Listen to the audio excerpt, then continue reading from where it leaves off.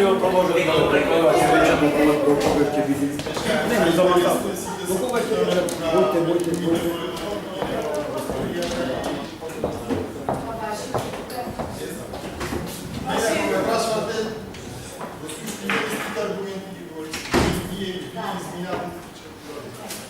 И предлог от председателката, предложена страна на председателка и ще не ги държи нови дискусии по-нататък.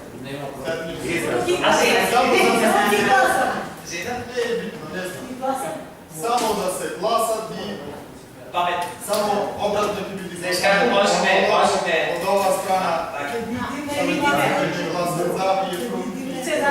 Можем ќе ги скопираме за пестицидите?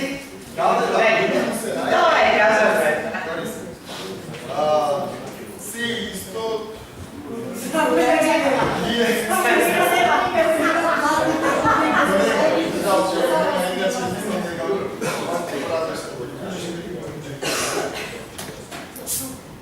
Укината екстерното тестирање, тоа е ново, нели, клиничко програмата.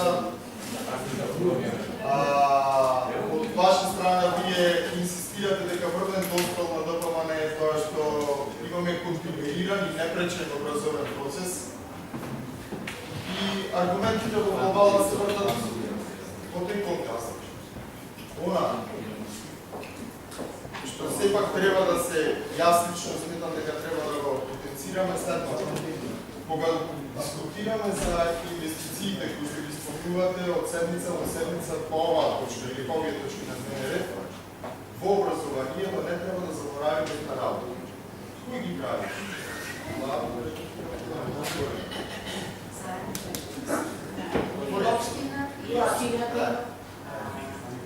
Сега, за ваша информација, кога настанаа проблемите со социјалните сметки, отприлика околу 2 милиони беа блокирани сметките на училиште. Пред 5-6 години. Сега сме повторно околу 2 милиони. Значи, владата по делото на менските дотации треба интервенција од определувачи за училиштата да почнат од позитивна нула и да речем од оваа година секој од директорите си го вери гајлето од нула почна. Значи, владата треба 2 милиони да му дај на училиште. Втора работа. Овие 5 години. Од нула до владата на Република Македонија подошли Министерство за образование кон општина Битола. Стигнавме до 142 милиони денари, кои што Република Македонија и ги должи, односно општина Битола има побарувани 142 милиони денари кон Министерство за култура, односно кон владата на Република Македонија. Значи целиот процес го почнавме за дупка од 2 милиони кон Битола. За денес да констатираме дека таа дупка е 4,23 милиони евра. И се поставува прашањето, кога зборуваме дека владата инвестирала, изградила спортска сала, направила дограма, не знам, пакети, не знам шо, дел општината се до тоа го направила. Со кои пари? Со непоследни пари, со долг. Тие пари се во Република Македонија и требало да ги дистрибуират кон училиштата и кон општината. Повеќе пак имам кажани, во тој дел се слагам со Талевски. Сам не беа во право. Во делот на редистрибуција, односно во преформулирање на распределбата на намесните дотации. За жал, но таа формула што ја имаме, прифатена, со последна степен на децентрализација, општина Битола бидеше подбелија череш. Она, што сгреши Талевски, што Маски не застана и не го посречи до крај проблемот. Значи не може да ја моли владата на Република Македонија да ги даде нашите пари. Саме не тоа не дозволи. Мораше многу по-цврсто да застани и тие пари по секоја цена мора да бидат исплатени. И уште повеќе ме чуди, кога ние кревате рака, ние велиме дека владата на СДСМ треба да ги дава пари. Не само што сметам дека треба да ги врати овие пари, образованието да ги врати парите на община Битола трябва и допълнително по 2 милиони евро да дава за инфраструктура и вие за това не трябва да радите. Защо? Защото вашите размислувания единствено фигурира фактът, дека тоа е предложено от Социал-демократския съюз и во никой случай днес не съм предал на Социал-демократския съюз да се тренира. А правиме главе и се викаме нон-стоп и се страхуваме интересите на гражданите на общината. Ето не е така, а не е нас. А вие да излезете с такъв предлог, като ние денешно излагаме. Одма ги крайнат на ръка. Одма ги крайнат на ръка за община Битола да ви добием тия пари. И ние ви предлагахме изминатите 12 години владата повече да инвестира в община Битола. За жалост, вие по един момент това не е припаднало. Той ще се отнесе до дълговите и до парите. Ще се отнесе до това, що Валентин го спомна съветникът. Ево малко подетелни информации за така нареченото PISA тестиране от OECD, odnosno Организацията за икономическа соработа и развой. Иначе тестиранието е дело от програмата за международно оценюване на ученици. Проведено е последния път до 2015 година. Резултатите мислам дека беше 770 или 750, не е имам на интернет и отворам веднъж после, що се едно ќе ви кажа. Значи се работи първо за релевантна организация, която не би си дозволила това да го прави на недозволимо малък пример изпитване, което анкетирала ученици в 73 земни ширни страни. Согласно с нивните съзнания, а тестиранията се връщат по сферата на науката, математиката и читанието. Македония не е на трето място отпозаду, Македония за воля на истината и на четвърто място отпозаду. 73-та е Доминиканската република, 72-та е Алжир, 71-та е Косово, 70-та е Албания. И всеки апропо тоа што го зборувате, зашто се кинува екстерното тестирање, што ќе правиме да се кини екстерното тестирање, на која гранка ќе падне образованието во Република Македонија? Боже. На која гранка може да падне од четврто место од позаду?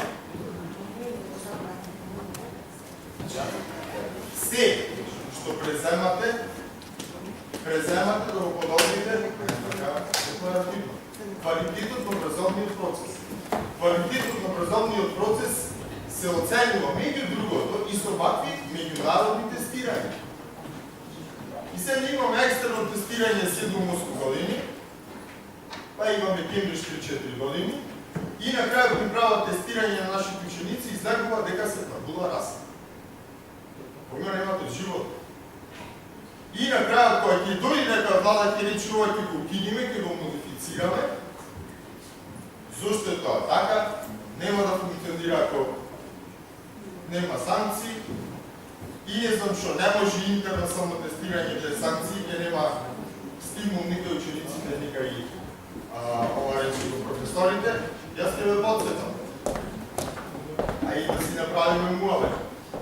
Во кој период беше по-квалитетно образованието? До 90-та година или от 90-та навам? Јас во добар дел за средно образование, значи го поминам до 90-та година, факултетското еден дел после тоа, еден дел пред тоа, меѓутоа, де факто не беше ништо сменето дека го заврши факултет. Губерно, дека тогаш беше по-квалитетно. Тогаш нема тестирање. Имаше интерни тестови, кои што по рандом основа се вршеа без казнување. И уште нешто, тогаш клучен сегмент во квалитетот пред се на високообразовните кадри, кои што се запишуваа на факултетите, односно на селекција, беа приемни испити. Најголемата грешка на оваа власт е укинувањето на приемните испити. За тоа никој спроби да не зборува. Значи, не можеш ти до камшик да го средуваш средното образование и основното, а потоа да ги пуштиш скините кои ќе дојдат децата се запишуваат на факултет. И што сме направиле? Со екстерното сите се уплашени и одат двојки, тројки, четврти, на крајот без никаков проблем. Се запишуваат на факултет и преку ној добиваат дипломите, добиваат магистерските и на крајот имаме успешно образование и битва само немаме квалификувани правници, заварувачи, електричари, медицински сестри и се останат, окей, може да грешам, меѓутоа во низа сфери едноставно земјоделските кучари. И што сме направили? И са велиме сето тоа беше добро, ама сепак с грешките што го тргнат екстерното тестирање. И ги покажи резултат. Кога? Не ја бива. Исто, колегата Карабашевска спомнена реченица, мора да ја запишем, дека сите политики во образовниот процес се во насока на социјална стратегија за намалување на сиромаштија. 300, 200, зависи кои цифри ги гледа, 400, некои како 500.000 луѓе не си сејани од Република Македонија. Кои заложби и реформи во образовниот процес се во насока на намалување на сиромаштијата? Зашто луѓето бегаат? Или овде се релативно богати, ама сакаат да бидат побогати, со тоа што избегаат во западните земји. Не би рекол.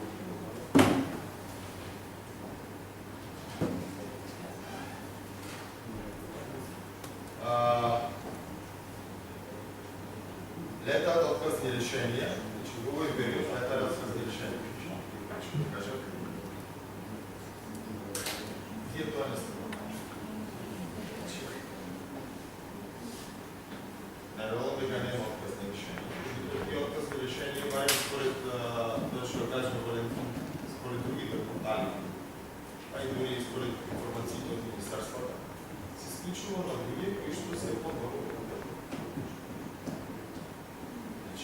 Еден, единствен, со постојан работен однос не е извркан во овие 20 дена. Зашто не го дајте решение? Пардон. Апропо. Во времето на СДСМ, во Стрежево работеа 20 луѓе со договор на дело. При преземањето на власт. Знаете колку ВМРО од ДПМН ја остави? Нула. Извинете уште нешто.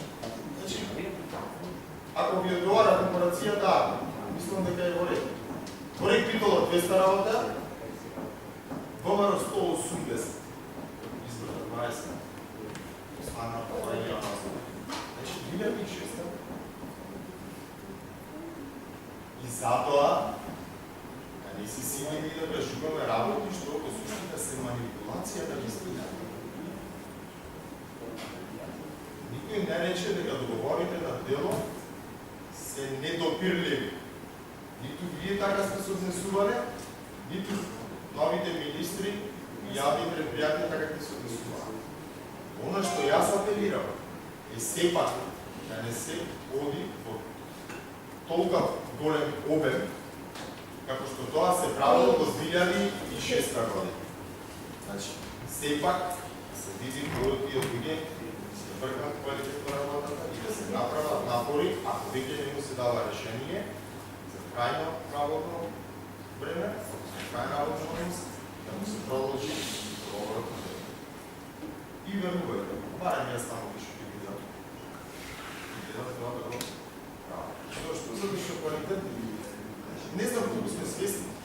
Во Република Македонија, што би рекол Талијски, во една прилика имаш изјава, да вика ние немаме квалитетни луѓе, зато мора едните исти да имат по неколку работни функции од и мала држава сме. Ова буквално го кажа во дискусија после седмица на ЗЛС. Ги имам и снимено нега на YouTube. Значи, да не родиме до таму. Не е Неговата порака беше за функционерите. Моята порака е за обичните работници, обичниот народ.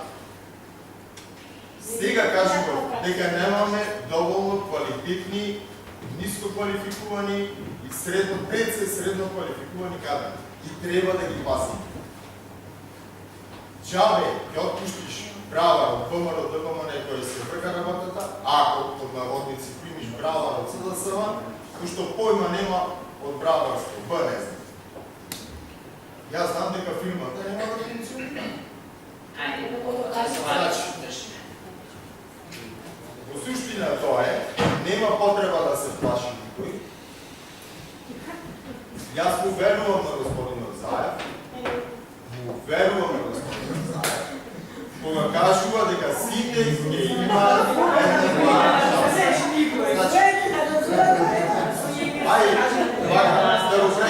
Да го прекинам муаветот и вашата скепса. Може да што сакам да кажа, да се кажа што сакам. Вие можете да реагирате како што сакате, да ваше право. Ајде оставиме година-две. Како да го оставиме? Затоа што имаме мандат 4 години. 4 години, 4 години. Значи, не, за да го реактивираме муавето. За да го реактивираме муавето. Година-две, за да видиме дали ќе има реваншизам, дали ќе може да пониза фирма. Сами вадеа списоци, па и во образованието, вадеа списоци на кои што по приоритети беа шкртати во прв приоритет вас ќе ве прекаста да само, во втор приоритет вас, а во трет вас. Абсолютна е вистина да ова говорница да го кажем. Никој во СДСМ не правил такви списоци. Најодговорно.